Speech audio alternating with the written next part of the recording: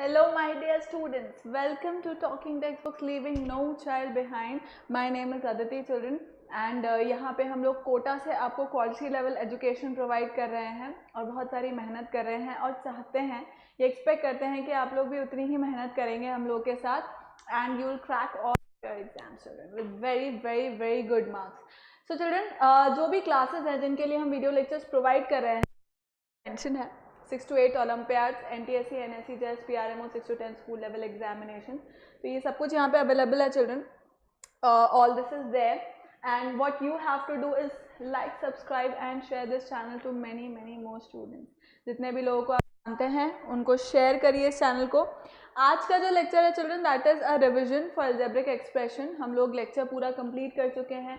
आप लोगों को क्या करना है, एक्सरसाइज 1, 2, 3 तीनों को सबमिट करना है गूगल क्लासरूम के ऊपर obviously of our module, right. So और भी कुछ क्वेरीज होती है students, you can always ask. Telegram पे आप पूछ सकते हो, नीचे कमेंट सेक्शन में टाइप करके बता सकते हो. अभी मैं एक नंबर आपको बताऊंगी, ऑल्दो बहुत सारे बच्चों को याद हो गया होगा, पता होगा. जो नए हैं उन्हें मैं बता दूं. सो उस नंबर पे आप कॉल करके पूछ सकते हैं. तो आज हम लोग चिल्ड्रन पूरे जो इसका अलजेब्रिक एक्सप्रेशन का आज हम रिवीजन लेंगे. जिन बच्चों ने अटेंड किए हैं, जो पुराने 4 लेक्चर्स जिन्होंने अटेंड किए हैं, उनके लिए it is a very good lecture. क्यों? क्योंकि जितना भी पुराना है वो सब रिवाइज हो जाएगा. और जिन्होंने नहीं किया है उनके लिए भी it is a good option to see कि जो भी की पॉइंट्स है, मतलब ये उनके लिए है जिन्हें पूरा चैप्टर आता है बहुत अच्छे से and they just want a revision. तो रिविजन में ये चैप्टर उनके लिए भी बहुत ज़्यादा बेनिफिशियल होगा चलो, right. Moving on, this is our super awesome team. आप जानते हैं हम सबके बारे में, हम सबके लेक्चर्स आपने अटेंड कर ही रखे हैं. नहीं किए हैं तो आपकी क्लास वाइज प्लेलिस्ट बनी हुई है, आप उसको देखो और एक्सप्लोर करो. और जो भी लेक्चर्स आपने अटेंड या देखे नहीं हैं, अब इसके अंदर लाइक वो तो ये ऐसा ऑप्शन तो अब इसके अंदर रहता नहीं है कि भाई कुछ मिस आउट हो गया है या बैकअप कैसे करना है, ये वो ऐसा कुछ ऑप्शन है ही नहीं. सारे लेक्चर्स हैं रिकॉर्डेड. ऑप्शन एज एन मतलब ऐसा कुछ वो ही नहीं है लॉजिक इसका. सारे जो लेक्चर्स हैं वो रिकॉर्डेड हैं ही. सही, आपको जैसा सा टाइम लगता है वैसे वैसा आप देख ही सकते हैं इन लेक्चर्स को, right children. So moving on, this is a brief about me children. I am taking 6 to 8 mathematics as well as NMTC primary and sub junior. जो lectures हैं वो available हैं, उनकी अलग से playlist बनी हुई है, आप go through कर सकते हैं उन lectures को, right children. This is our telegram. आप अपनी क्लास के according children you are suppose to join according to your class. So आज की जो लेक्चर है, ये वाला जो लेक्चर है that is for class 8. So you can search for TTB08. अगर अभी तक भी you haven't enrolled yourself in or joined this telegram, तो प्लीज़ कर लो. क्योंकि जितना भी like whatever latest notifications are there regarding the lecture, वो आपको वहाँ पे mention हो जाएगा. तो आपका कोई भी लेक्चर इस तरह से मिस नहीं हो रहा होगा, कोई भी इन्फॉर्मेशन आपकी मिस नहीं होगी. जैसे प्रॉपर टाइम टेबल में आपको पता लग जाता है कि भाई नेक्स्ट लेक्चर ये होने वाला है, वैसे यहाँ पर भी you will get to know. Clear children? So this is it. This is our website children, talkingtextbooks.in. यहाँ पर आपको जो पैकेजेस हैं चिल्ड्रन वो दिख जाएंगे. और when you use my code AV Live, आप मेरा कोड यूज़ करो AV Live, तो आपको पैकेजेस में 30% का डिस्काउंट मिल जाएगा. जो भी पैकेज आपको लेना है उसके अंदर 30% का डिस्काउंट हो जाएगा. So after 30% discount, this package which is of 9,000, which you can see, will be of 6,300 only. मतलब complete package है ये. complete package आपको 6,300 के अंदर मिलेगा. टेस्ट सीरीज जो पूरी ईयर लॉन्ग के लिए होगी, जो हम लोग का स्टडी मटेरियल है वो आपको मिल रहा होगा. जो बाकी इंक्लूजन्स है वो सभी मेंशन है यहाँ पर. So please don't keep this information just to yourself, because there are many students who are in need for good quality education and they cannot pay for it. So this is something that we have started कि बच्चों को जो basic उनका right है वो उनको fulfill हो सके by giving them quality education for free. Clear children? So जो लेक्चर्स हैं वो तो फ्री है ही, एंड जो पैकेजेस हैं उनका कॉस्ट भी बहुत नॉमिनल है, राइट चिल्ड्रन. सेकेंड जो पैकेज है दैट विल बी फॉर 2,450 और वो टेस्ट सीरीज के लिए है. वही सेम चीज़ है, ईयर लॉन्ग के लिए होगा. पार्ट टेस्ट, क्यूमुलेटिव टेस्ट, सबका सिलेबस आपको प्री डिफाइंड है. Other things are bi-weekly quizzes children. I keep telling please start giving them. They are of Olympiad level. Where can you find them? On our website talkingtextbooks.in. फिर भी कुछ queries रहती है आपको, you can call on this number 9549041111। इस number पे आपकी सारी क्वेरीज हैंडल हो जाएगी चिल्ड्रन, राइट। आपको कुछ फीडबैक वगैरह भी देना है तो वो भी you can give on this number. Clear है children? I hope I have made sense. So let's move on, just a second, let's just move on. So let me start.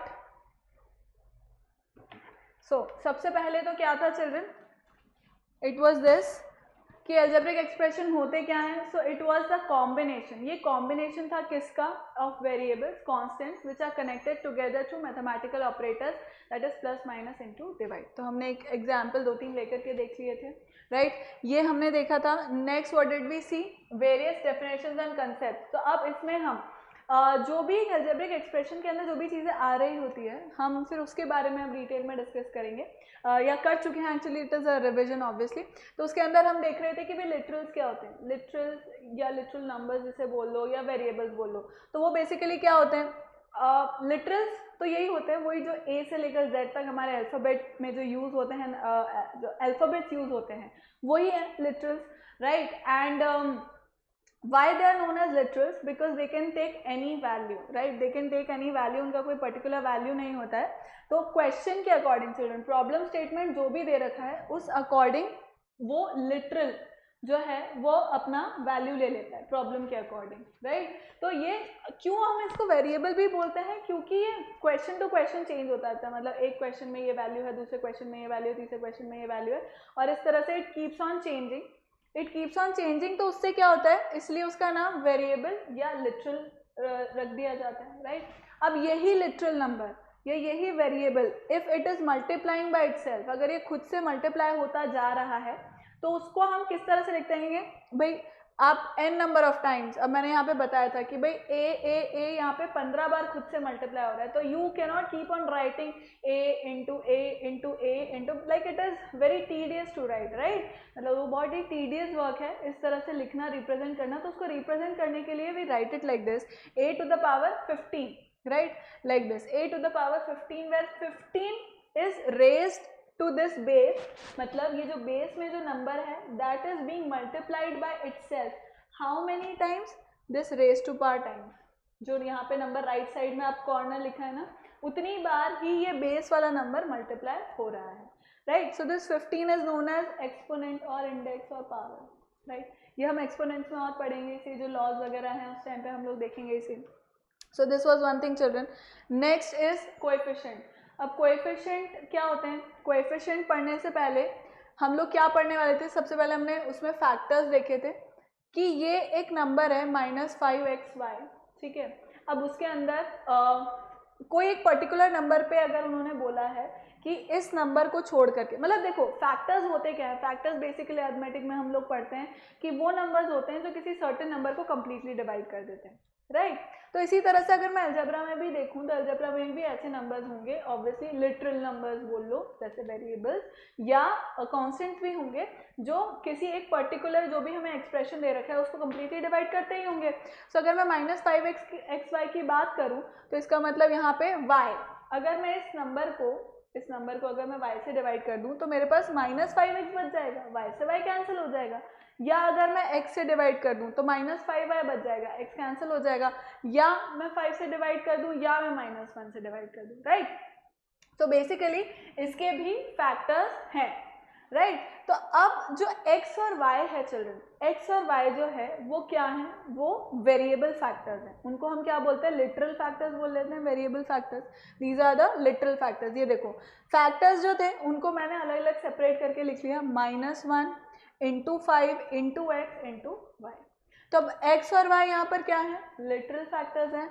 5 यहाँ पर क्या है, 5 और -5 आप कह लो, that is the numerical factor है, राइट। तो दो तरह के फैक्टर्स होते हैं, एक न्यूमेरिकल फैक्टर होता है, न्यूमेरिकल मतलब जिसका एक न्यूमेरिकल वैल्यू है, और दूसरे होते हैं जो लिटरल फैक्टर्स होते हैं, राइट। तो उसी के कॉम्बिनेशन से, उसी के मल्टीप्लिकेशन से कोई भी एक एल्जेब्रिक एक्सप्रेशन आप मान लो वो बनता है, राइट। एक मोनोमियल मतलब जिसकी हम बात करें, एक टर्म, राइट, एक एल्जेब्रिक टर्म, राइट। तो अब इसके अंदर चिल्ड्रन कोएफिशिएंट क्या हो गया, कोएफिशिएंट हमेशा किसी के रिस्पेक्ट में पूछा जाता है। Coefficient is basically the factor with respect to whatever it is asked, right?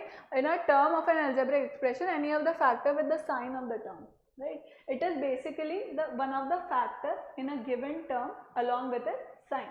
तो अब अगर आपसे पूछा जा रहा है, जैसे यहाँ पे अगर मैं एक एग्जाम्पल लूँ, कोएफिशिएंट ऑफ y, तो y को छोड़ करके बाकी जितने भी बचे हुए फैक्टर्स हैं वो सब क्या हो गए, कोएफिशिएंट्स में आ गए. मतलब कोएफिशिएंट ऑफ y है तो अलॉन्ग विथ साइन -5x, ये सब क्या हो गए चिल्ड्रन, कोएफिशिएंट ऑफ y हो गए. नेक्स्ट है कोएफिशिएंट ऑफ 5, तो 5 को छोड़ करके जितना बाकी बचे हुए जितने भी फैक्टर्स हैं वो सब कोएफिशिएंट ऑफ 5 हो गए, मतलब -xy, right.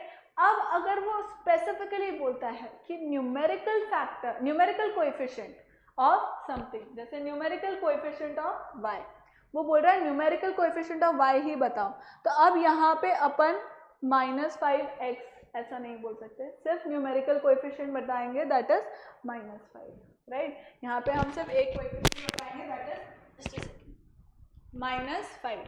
Clear children?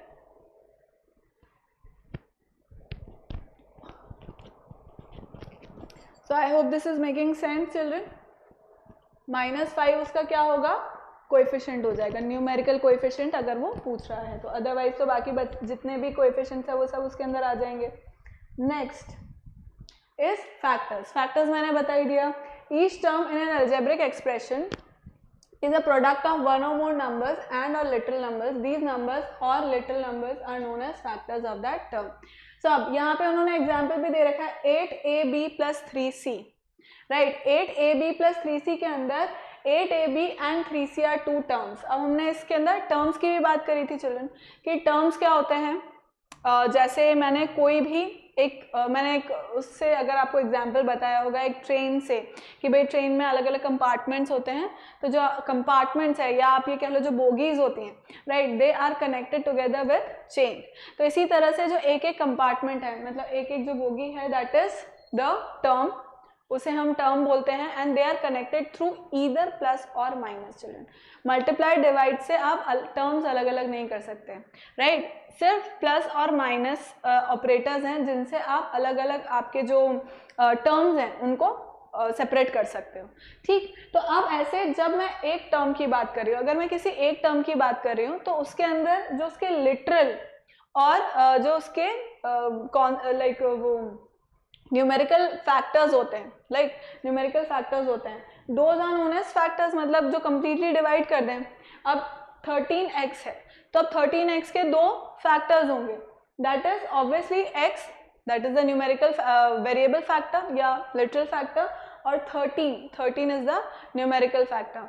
Next अगर मैं इधर 15xy² की बात करूँ तो xy² पूरा लिटरल फैक्टर होगा, राइट, पूरा के पूरा लिटरल फैक्टर होगा. और 15 क्या होगा children, 15 would be the numerical factor, right.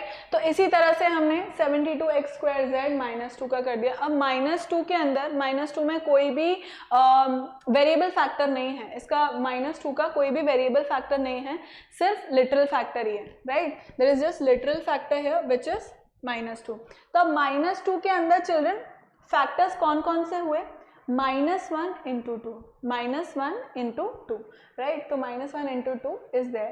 Then numerical factors, बाकी तो आपको पता लग गया कि फैक्टर्स के अंदर क्या होता है. Next is constant. अब कांस्टेंट क्या होते हैं चिल्ड्रन, जिनके वैल्यूज चेंज नहीं होते. Constant means they are just there, right, their values do not change according to the question, है ना. जैसे 2, 3, 5 जो भी हमारा नंबर सिस्टम है उसमें जितने भी वैल्यूज़ हैं वो सब चिल्ड्रन क्या हैं, वो सब कांस्टेंट्स हैं उनका. अब मान लो जैसे 5 है, अगर 5 नंबर है तो 5 का जो वैल्यू है, न्यूमेरिकल वैल्यू है, वो हर क्वेश्चन में 5 ही रहेगा, right. If you are multiplying with 5, if you are dividing, adding, subtracting, 5 would remain, the value of 5 would remain 5 only, right. So these are known as constants. तो ये सब constants होंगे children.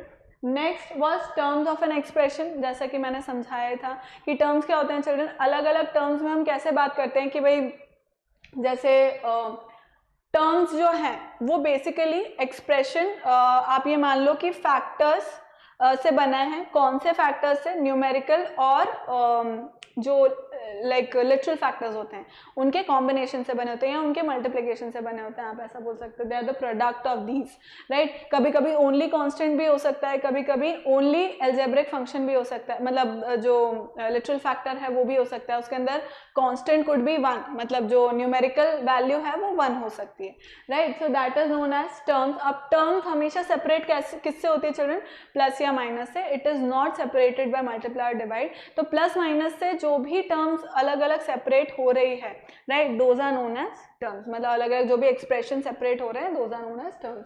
तो the parts added to generate an expression are called terms. ये इस तरह से, ये सब क्या है चिल्ड्रन? ये सारी टर्म्स है। अब now this is a constant term, this contains only an algebraic like या वेरिएबल फैक्टर, राइट। इसका न्यूमेरिकल फैक्टर अपने आप में 1 होगा, right children. So this was about terms. Then algebraic expression. अब एल्जेब्रिक एक्सप्रेशन की एक बेसिक डेफिनेशन थी, वो क्या थी जो हमने फर्स्ट टाइम में पढ़ा था कि it is a combination of constants and variables which are connected together through mathematical operators, that is plus, minus, into and divide, right? So this was a thing. Then terms. अब terms जो थी वो भी हमने दो part में divide करी, that is like terms and unlike terms. तो लाइक टर्म्स क्या था चिल्ड्रन? जिसमें भी जो लिटरल फैक्टर्स हैं, लिटरल फैक्टर्स जिसमें भी सेम है, those were known as the like terms. जिसके अंदर भी लिटरल फैक्टर्स अलग अलग हो गए जिस भी ग्रुप के अंदर, वो अनलाइक टर्म्स थी। तो जैसे ये फर्स्ट वाला ग्रुप है, फर्स्ट वाले ग्रुप में इट डजेंट मैटर कि whether the numerical coefficient is negative और पॉजिटिव और it is different, that does not matter. कहीं पे -6 है, 2 है, -3 है, that is not our concern. हमारा कंसर्न सिर्फ उसका जो न्यूमेरिकल फैक्टर है वो है। तो न्यूमेरिकल फैक्टर सब में सेम है, तो these would be known as what? Like terms. अब दूसरे वाले में this is 5x² y, then x 23x² x³ z, 5y² z³। यहाँ पे भी numerical coefficients are different, positive negative that is different, but इस ग्रुप के अंदर जो एक चीज़ अनकॉमन है वो है वेरिएबल फैक्टर्स, राइट, या लिटरल फैक्टर्स। तो लिटरल फैक्टर्स इन सबके अलग अलग हैं, इसलिए ये क्या हो जाएगा children? Unlike factors, unlike terms हो जाएंगे। क्लियर? तो ये हमने इसके अंदर पढ़ा था। Next we studied about types of algebraic expression based on number of terms. तो नंबर ऑफ टर्म्स म्हणजे कोई भी एक एल्जेब्रिक एक्सप्रेशन मुझे दे रखा है, उसमें नंबर ऑफ टर्म्स कितनी है? 1 है, मतलब कि उसके अंदर एक भी ऑपरेटर नहीं आ रहा है। ऑपरेटर म्हणजे देखो माइनस आ रहा है तो उसको हम ऑपरेटर वैसा नहीं मानेंगे, मतलब वो उसका कोएफिशिएंट है, राइट। आप ये मान लो कि उसका फैक्टर है -1, है ना। तो जिसके अंदर इस तरह से हो रहा है। अब किसी में 2 टर्म्स आ रही है, म्हणजे वहाँ पे एक ऑपरेटर आ रहा है बीच में, 2 टर्म्स के बीच में एक ऑपरेटर आ रहा है, ट्राइनोमियल। तो अब देखो यहाँ पे था जैसे ओनली 1 एक्सप्रेशन, मतलब सिर्फ एक ही एक्सप्रेशन है, तो इसका मतलब वो क्या कहलाएगा? मोनोमियल। 2 टर्म्स है, 2 टर्म्स है मतलब 2 एक्सप्रेशन के बीच में, 2 एक्सप्रेशन के बीच में एक ऑपरेटर आ रहा है, माइनस, प्लस, प्लस, इनको हम बाइनोमियल्स बोलते हैं। ट्राइनोमियल्स में देखो 3 टर्म्स आ रही हैं, 3 टर्म्स आ रही हैं और 2 ऑपरेटर्स आ रहे हैं। देन क्वाड्रिनोमियल, 4 टर्म्स होती है तो क्वाड्रिनोमियल बोल देते हैं, मल्टीनोमियल बोल देते हैं, पॉलिनोमियल। अब पॉलिनोमियल क्या होता है children? Any expression having 1 term और more than 1 term are polynomial. सबको पॉलिनोमियल तो बोलते हैं, मतलब अगर कोई मोनोमियल है तो उसको भी पॉलिनोमियल बोलेंगे, और कोई मल्टीनोमियल है तो उसको भी पॉलिनोमियल बोलेंगे, ठीक है। तो this was based on algebraic expression, मतलब टाइप्स थे किस पे बेस्ड? नंबर ऑफ टर्म्स पे। Next we will talk about based on degree. तो सबसे पहले डिग्री होती क्या है? तो degree was the highest power of the unknown in any given expression, ठीक है। तो अब जैसे अपन ने ये एग्जाम्पल लिए थे कुछ, तो यहाँ पे एक एक्सप्रेशन मुझे यहाँ पे दिया हुआ है, ठीक है, एक मैंने एल्जेब्रिक एक्सप्रेशन पूरा लिख रखा है and it is a quadrinomial, right, a polynomial है। अब इसमें अननोन की हाईएस्ट पावर कौन सी? यहाँ पे 1 है, 3 है, 2 है, 5 है, तो 5 हाईएस्ट है, इसलिए इसकी डिग्री 5 हो गई। सेकेंड वाले में हाईएस्ट डिग्री 7 है तो 7 हो गया। इसमें हाईएस्ट डिग्री 2 है तो डिग्री 2 हो गई, राइट, मतलब हाईएस्ट पावर 2 है तो डिग्री भी 2 हो गई, राइट। तो इस तरह से दिस वाज द डिग्री कि भाई किसी भी अननोन, किसी भी गिवन एक्सप्रेशन में अननोन की जो हाईएस्ट पावर है that is known as the degree of that whole polynomial. Clear children?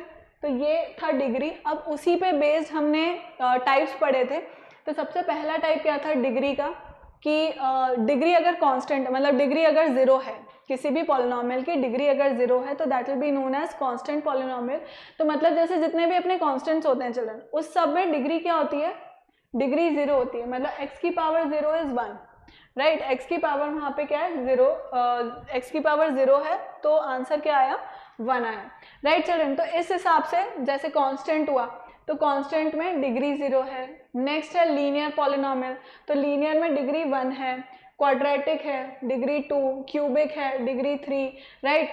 4 है, डिग्री अगर 4 है मतलब हाईएस्ट पावर किसी भी पॉलिनोमियल की अगर 4 है तो that will be known as biquadratic, right. So these are based on the like degree के बेसिस पे हमने इनके वो पढ़े थे अलग अलग, right children. Next we studied about something known as, let me tell you what was it, then just a second, it is taking time. Okay, lecture 2। अब लेक्चर 2 में हमने क्या पढ़ा था, डिग्री ऑफ एल्जेब्रिक एक्सप्रेशन। तो हमने degree of algebraic expression in one variable पढ़ा था चिल्ड्रन। वन वेरिएबल के अंदर क्या था कि भाई वन वेरिएबल के अंदर ऐसा था कि जो डिग्री जिसकी पावर हाईएस्ट है, जितने भी टर्म्स है उसमें से जिसकी डिग्री है, जिसकी पावर हाईएस्ट है वही उस पॉलिनोमियल की डिग्री हो जाती है।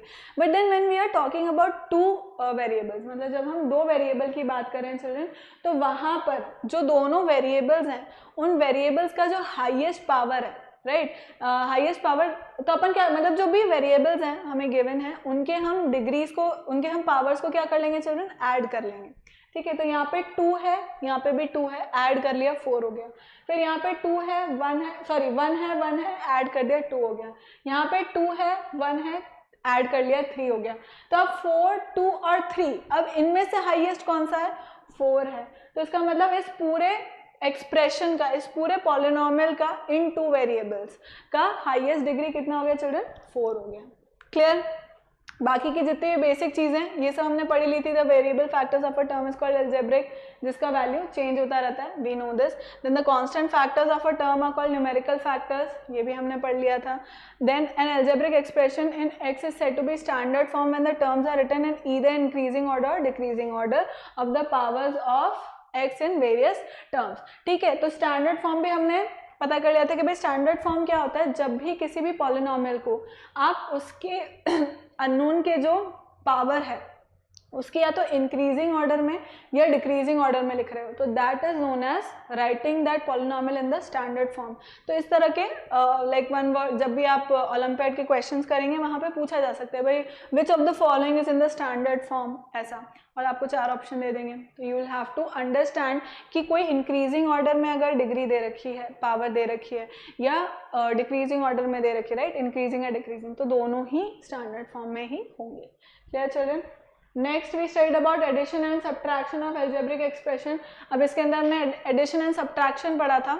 एडिशन एंड सब्ट्रैक्शन के अंदर क्या था चिल्ड्रन, बेसिकली कि जहाँ पर भी हम ऐड कर रहे हैं, राइट। अब एडिशन और सब्ट्रैक्शन के लिए लाइक टर्म्स होने बहुत ज़रूरी है, मतलब कि हम अनलाइक टर्म्स को ऐड नहीं कर सकते, ठीक है। अनलाइक टर्म्स को जैसे फ्रैक्शन में भी हम लोग करते हैं, तो अनलाइक फ्रैक्शंस अगर होते हैं तो हम उसको पहले लाइक फ्रैक्शन में चेंज करते हैं। कैसे, उनके जो एलसीएम है निकाल कर, जो डिनोमिनेटर्स है उनका एलसीएम निकाल करके उनको सेम करके, मतलब बेसिकली उसे लाइक फ्रैक्शन में कन्वर्ट करके फिर ही हम ऐड या सब्ट्रैक्ट कर पाते हैं, राइट।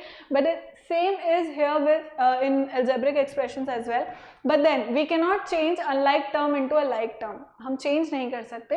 एंड ऑल्सो मल्टीप्लिकेशन और डिवीजन में इसका कोई प्रॉब्लम नहीं है कि लाइक है अनलाइक है, आप उसको तब मल्टीप्लाई डिवाइड कर सकते हो। बट देन एडिशन और सब्ट्रैक्शन के अंदर it is not possible, addition और सब्ट्रैक्शन के अंदर इट इज़ नॉट पॉसिबल। उसके अंदर क्या होगा चिल्ड्रन, उसमें the term has to be like, for adding और for subtracting the term has to be like term. अगर अनलाइक है टर्म तो हम उसको एज इट इज़ लिख देंगे, अनलाइक टर्म को हम एज इट इज़ लिख देंगे, उसको चेंज नहीं करेंगे। क्लियर है children. So example, add this. अब 3 हमें वो दे रखे हैं, पॉलिनोमियल दे रखे हैं, एक्सप्रेशन दे रखे हैं।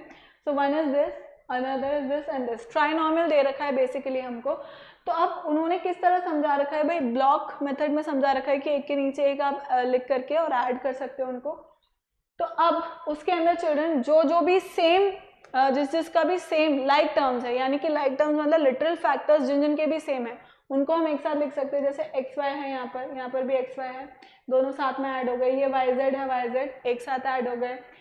Z x Z x Z x एक साथ ऐड हो गए। Now 4y, Y literal factor एक ही है इसके अंदर, तो इट वोंट बी एडेड, वो एज इट इज हम लिख देंगे, राइट। हम अब देयर इज नो ऑप्शन कि हम अनलाइक को लाइक एक्सप्रेशन में या लाइक टर्म में चेंज कर दें, राइट। तो इसका मतलब मुझे -4y को एज इट इज ही लिखना होगा। सेम गोज विथ 5x, तो उस x को भी हम एज इट इज लिख लेंगे चिल्ड्रन। क्लियर है? So this is what addition is. Same goes with the subtraction as well. Subtraction के अंदर भी ऐसी ही चीजें हो जाती है। सब्ट्रैक्शन के अंदर क्या होता है, if this is being subtracted, मतलब इसको हम सब्ट्रैक्ट कर रहे हैं इसमें से, तो साइन चेंज हो जाते हैं।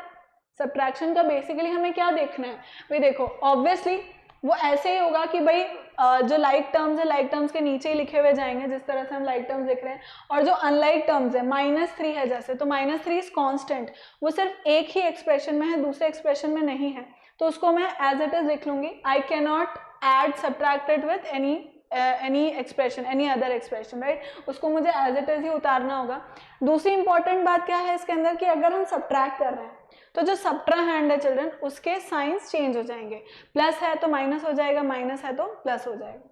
That is what can be done here, right. तो अगर 5x स्क्वायर है, 5x स्क्वायर था यहाँ पर, तो वो माइनस में कन्वर्ट हो जाएगा। देन -4y स्क्वायर है तो वो प्लस में चेंज हो जाएगा। +6y है तो वो -6y हो जाएगा। -3 है तो वो +3 हो जाएगा। सो that is how it will change, मतलब जो इनके जो इनका वो है साइन है वो चेंज हो जाएगा। सब्ट्रैक्शन के अंदर बस यही चीज़ है जो डिफरेंट है, बाकी तो हमें उसी से ही करना है, लाइक टर्म से ही ऐड सब्ट्रैक्ट करना है, right. So this was one thing. Then was multiplication of algebraic expression.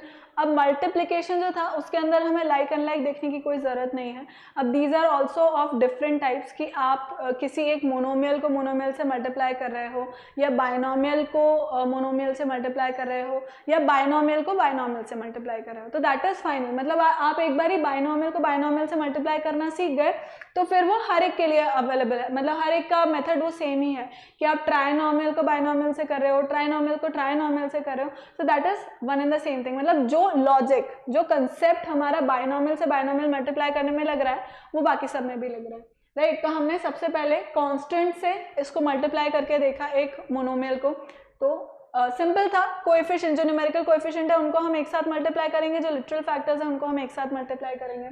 So this was 2y 9y, तो 9 18 और y square as it is हो गया। Then these were monomial and monomial, मतलब मैंने दो मोनोमियल्स को मल्टीप्लाई किया, तो वही सेम लॉजिक था।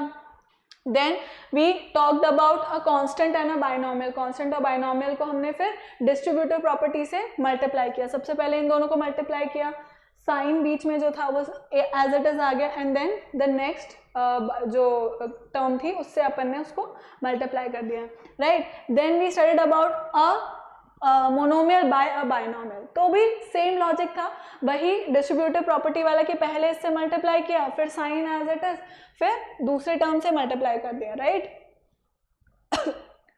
Next was a binomial by a binomial. Binomial by binomial हमने किया ही था कि भाई सबसे पहले अपने को फर्स्ट टर्म से, मतलब इस बाइनोमियल की फर्स्ट टर्म से मल्टीप्लाई करना था, and along with the sign, भाई प्लस है तो प्लस हो जाएगा, माइनस है तो माइनस हो जाएगा, राइट। फिर हमें फर्स्ट टर्म को सेकंड टर्म से मल्टीप्लाई करना था along with the sign, then second term को फर्स्ट टर्म से मल्टीप्लाई करना था along with the sign, and second term को सेकंड टर्म से मल्टीप्लाई करना था along with the sign.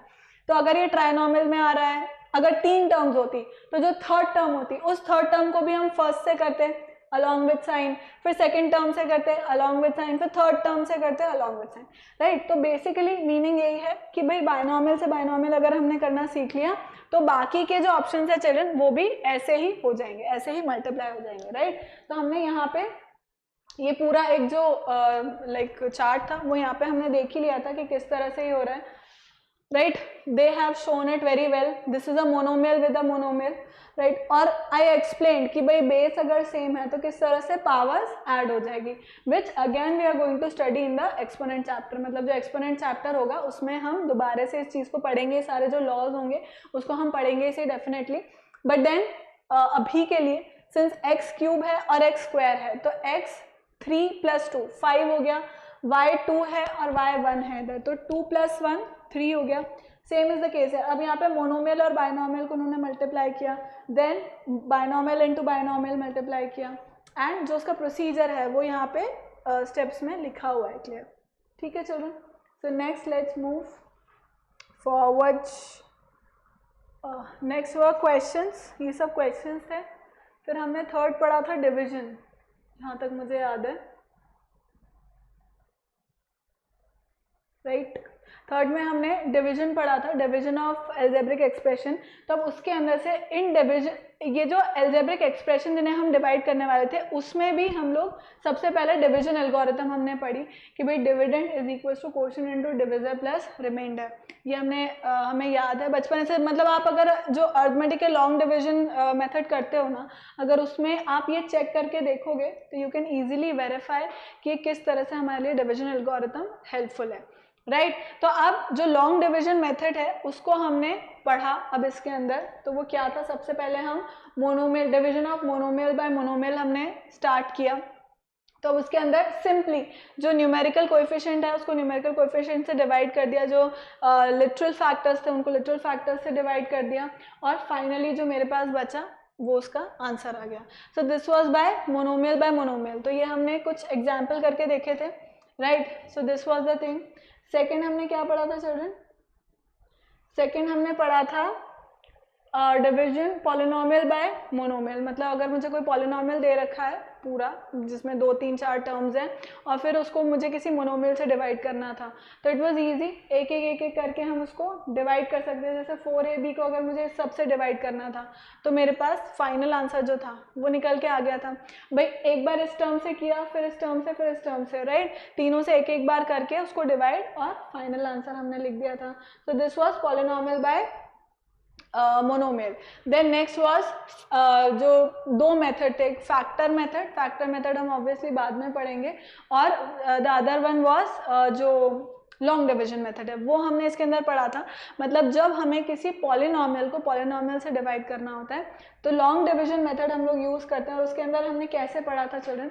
C, we took a dividend that is 2x² + x - 3। This was our dividend, divisor था हमारा x - y, right? So polynomial by a polynomial. तो हमने अब इसके अंदर डिवीजन कैसे स्टार्ट किया था चिल्ड्रन? सबसे पहले जिस तरह से हम अर्थमेटिक के अंदर करते हैं सिंपली उसी तरह से ही करना था। सी, यहाँ पे मैंने बताया भी था कि भाई 2 को मैं किससे मल्टीप्लाई करूंगी कि मुझे 4 मिल जाए। तो same was the case here as well कि x को मैं किससे मल्टीप्लाई करूंगी कि यहाँ पर मुझे 2x मिल जाए, राइट? क्योंकि 2x से 2x मुझे 2x² मिल जाए क्योंकि मुझे उसे डिवाइड करना है, राइट? तो I would be multiplying it with 2x। तो x को मैं 2x से मल्टीप्लाई करूंगी तो कितना हो जाएगा? 2x² हो जाएगा। देन बट यहाँ पे अब क्या चीज़ थी, क्या लॉजिक था चिल्ड्रन, कि अब जो ये फर्स्ट मेरा क्वोशिएंट आया है ना उसको मुझे सिर्फ x से नहीं अब -1 से भी मल्टीप्लाई करना होगा। यही इसका एक एक्स्ट्रा एज है।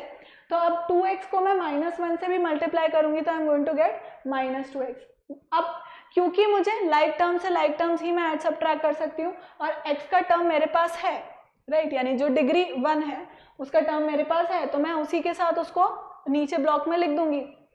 क्योंकि सब्ट्रैक्शन होता है, डिवीजन के अंदर सब्ट्रैक्शन होता है, तो मैं क्या करूंगी, साइन चेंज कर दूंगी। सब्ट्रैंड के यहाँ प्लस था तो माइनस हो जाएगा, यहाँ माइनस था तो प्लस हो जाएगा। This gets cancel, +x + 2x + 3x हो गया। बाकी के टर्म को मैंने एज इट इज उतार लिया, जैसा कि हम यहाँ पर भी करते हैं चिल्ड्रन, यहाँ पर अर्थमेटिक में भी हम लोग ऐसा ही करते हैं सेम, राइट? तो ये एक चीज हो गई। अब अगेन मेरे पास टर्म जो आई वो थी 3x - 3, 3x - 3 मेरे पास टर्म आई। अब दोबारा से मुझे x को ऐसे नंबर से मल्टीप्लाई करना है कि आई गेट 3x, राइट? तो मैंने किससे मल्टीप्लाई किया? 3 से मल्टीप्लाई कर दिया, राइट? तो 3 से मल्टीप्लाई किया x को तो 3x मिल गया। पर वही एक्स्ट्रा चीज जो थी कि भाई पूरे डिविजर से मल्टीप्लाई होना चाहिए, तो 3 को मैं -1 से भी मल्टीप्लाई करूंगी तो मुझको मिल जाएगा -3।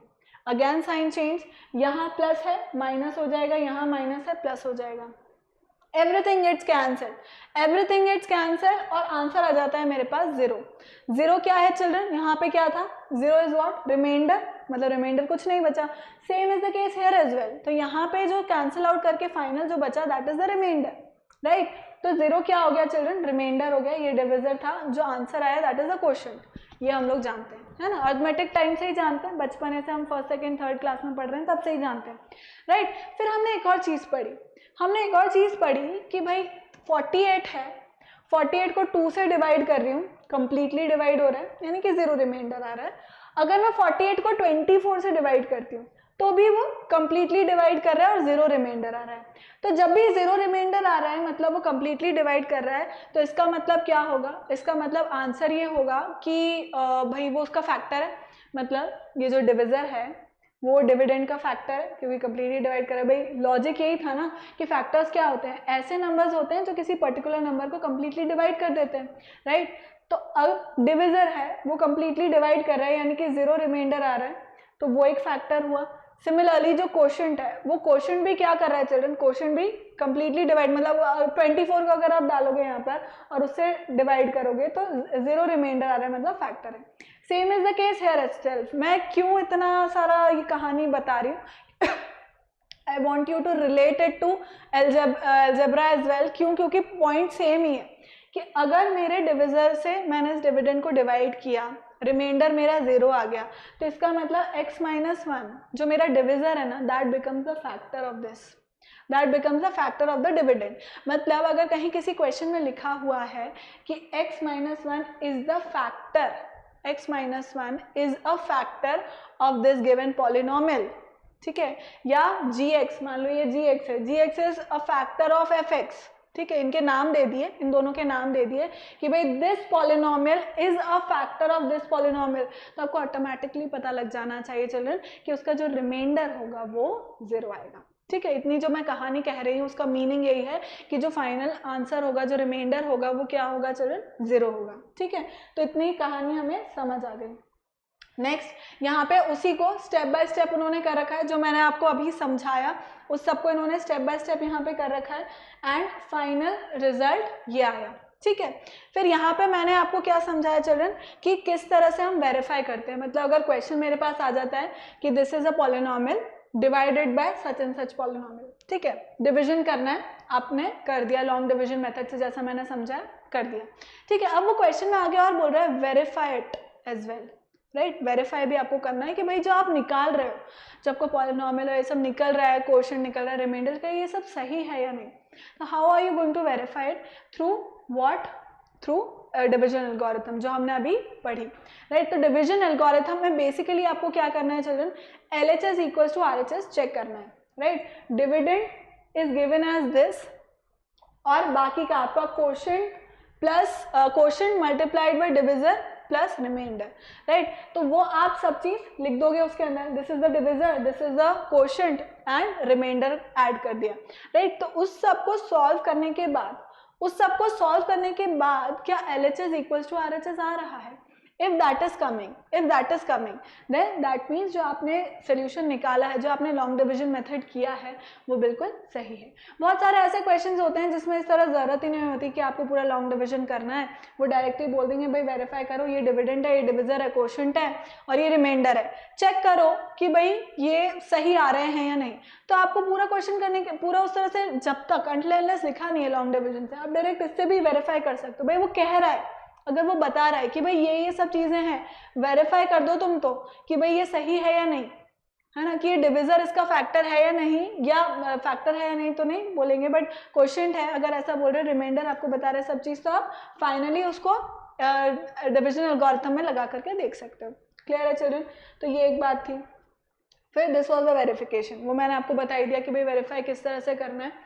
When the dividend and the divisor are polynomials of one variable, the degree of the polynomial and the remainder is always less than the degree of the polynomial of the divisor. ये भी मैंने बताया कि अगर reminder 0 के अलावा कुछ और आ रहा है तो उसकी जो डिग्री होगी उसकी जो डिग्री होगी चिल्ड्रन वो इक्वल टू डिविजर या उससे छोटी ही होगी, right. It can not be more than divisor, मतलब अगर वो डिविजर से ज़्यादा आ रही है तो इसका मतलब इट इज़ रॉन्ग, राइट। जैसे हम अरिथमेटिक में करते हैं, ऑब्वियसली हम रिमाइंडर में कब रुक जाते हैं, जब हमें ऐसा नंबर मिल जाता है जो हमारे डिविजर से छोटा है, तो हम उसको और डिवाइड नहीं कर सकते।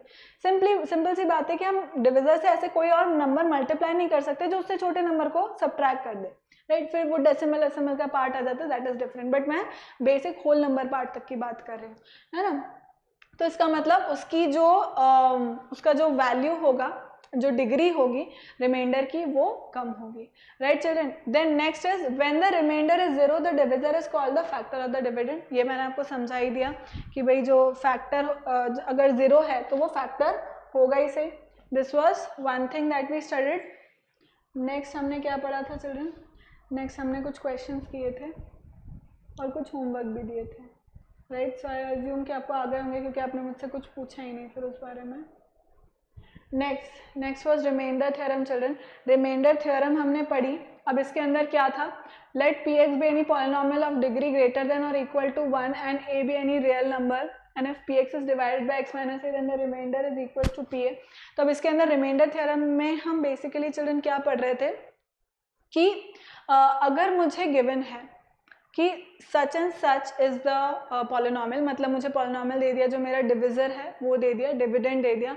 Now it is just concern about the remainder. वो सिर्फ ये पूछ रहा है, he doesn't want to know the answer, he doesn't want to know what the question is, right. उनको सिर्फ रिमाइंडर से मतलब है, वो सिर्फ रिमाइंडर पूछ रहे हैं कि व्हाट इज द रिमाइंडर।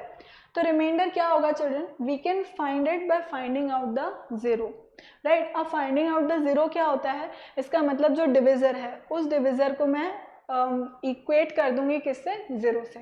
तो डिविजर को अगर मैं इक्वेट कर देती हूँ जीरो से तो मुझे x का जो वैल्यू है वो पता लग जाता है। उस x के वैल्यू को मैं क्या करती हूँ, जो मेरा गिवन पॉलिनॉमियल है उसके अंदर मैं उसको पुट कर देती हूँ, राइट। जो मेरा गिवन पॉलिनॉमियल है उसके अंदर मैं उसको पुट कर देती हूँ और वो करने के बाद मेरा जो वैल्यू है, राइट, उसको पुट करने के बाद जो मेरा वैल्यू है, फाइनल वैल्यू है, वो क्या आ जाता है children? That comes out to be the remainder, ठीक है। That comes out to be the remainder. तो अगर मुझसे ये पूछ रहा है, वो सिंपली ये पूछ रहा है कि what is the this is my function f x and this is the another function g x and g x is divided by, मतलब f x is divided by g x, now find out the remainder of it, right. तो अगर वो सिर्फ reminder पूछ रहा है children, वो question में ये नहीं पूछ रहा है कि divide and find out the answer to it या सॉल्व इट और फिर आप उसके अंदर उसका क्वेश्चन भी पूछ रहा है, तो वो क्वेश्चन नहीं पूछ रहा है, सिर्फ रिमाइंडर पूछ रहा है। तो आप डायरेक्टली क्या करोगे? You will find out the zero. This is known as remainder theorem, this is known as the remainder theorem, क्योंकि जो रिमाइंडर होगा चिल्ड्रन वो किसके बराबर होगा? पी ए के बराबर। तो पी ए क्या है बेसिकली? अगर आपको दिया हुआ है x माइनस ए, डिविजर दिया हुआ है, तो x माइनस ए का पहले आप जीरो निकालोगे। वो जीरो कैसे निकालोगे? x माइनस ए को इक्वल टू जीरो पुट कर दोगे। मैं क्यों इस पे इतना टाइम दे रही हूँ? क्योंकि दिस इज वेरी इंपॉर्टेंट, ये आगे भी आपको बहुत सारा काम आने वाला है, राइट। इसीलिए I am keep on repeating it. So x minus a equals to आप जीरो कर दोगे, सबसे first point zero find out करना है, उससे आपका x का वैल्यू पता लग जाएगा, राइट। x का वो वैल्यू पता लगेगा जो आपको गिवन, जो आपका एक्सप्रेशन है ना उसके अंदर डालना है। मतलब जैसे एग्जाम्पल मैंने यहाँ पे लिया था 4x की power 4 minus 3x cube minus 2x square plus x minus 7, और जो मेरा gx है वो था x माइनस 1, राइट चिल्ड्रन। अब उसके अंदर हम लोग क्या कर रहे थे इसमें कि ये मेरा डिविजर है, अब उस डिविजर को मैं इक्वल टू जीरो पुट कर रही थी। इक्वल टू जीरो पुट करने के बाद मेरा x का वैल्यू आया +1। So now this is the value जिसको मुझे कहाँ पुट करना है? इस fx के अंदर, जो मेरा गिवन fx है। तो fx में x की जगह पर basically I am suppose to write 1, right, और फिर पूरी एक्सप्रेशन के अंदर जहाँ जहाँ पर भी x है उस जगह पर 1 पुट करना है। 4 then 1 whole power 4 then 1 then 1, जहाँ जहाँ पर भी x है वहाँ पर 1 वैल्यू पुट कर देना है, ठीक। तो ये हो जाएगा 4 minus 3 minus 2 plus 1 minus 7 equals to such and such thing, and finally answer आ जाएगा माइनस जो भी रिमाइंडर है वो मुझे फाइनल आंसर मिल जाएगा, right. So this is basically the remainder. अब क्योंकि यहाँ पे नॉन जीरो वैल्यू आ रही है, that means that this is not the factor of this, ये इसका फैक्टर नहीं है, राइट अगर यहाँ पे 0 वैल्यू आ जाती, मतलब 0 आ जाता, तो इसका मतलब ये जो टर्म है, ये जो डिविजर है वो इसका क्या हो जाता चिल्ड्रन, उसका फैक्टर हो जाता, जो डिविजर है वो डिविडेंड का फैक्टर हो जाता। समझ गए आप लोग जो मैं कहानी कहना चाह रही थी। तो यहाँ पे हमने कुछ क्वेश्चन किए थे, मैं क्यों यहाँ पे फोर्स कर रही हूँ आपको। See find remainder when fx is divided by gx when such and such thing is given. तो मैं क्या कर रही हूँ, ये gx मुझे गिवन है, सबसे पहले स्टेप मैंने क्या किया कि 0 फाइंड कर लिया and I just equated that divisor of mine with 0, right.